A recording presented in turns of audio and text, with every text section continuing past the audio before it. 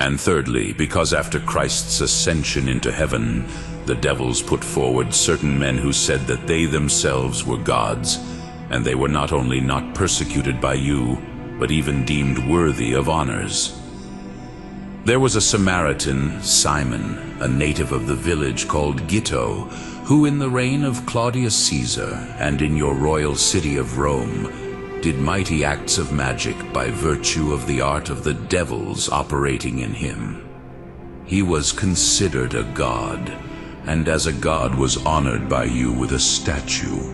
which statue was erected on the river Tiber between the two bridges, and bore this inscription in the language of Rome: Simoni Deo Sancto, to Simon the holy god.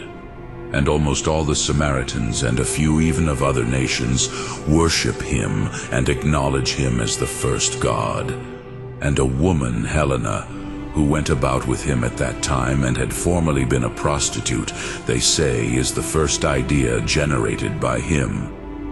And a man, Menander, also a Samaritan, of the town Caparetsi, a disciple of Simon, and inspired by devils, we know to have deceived many while he was in Antioch by his magical art.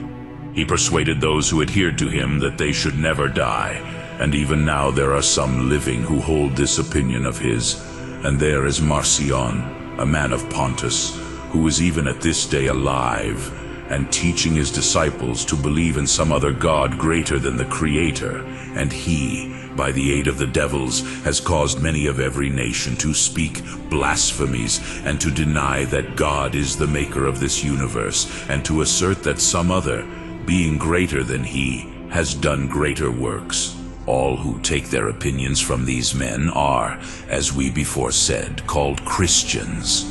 just as also those who do not agree with the philosophers in their doctrines have yet in common with them the name of philosophers given to them.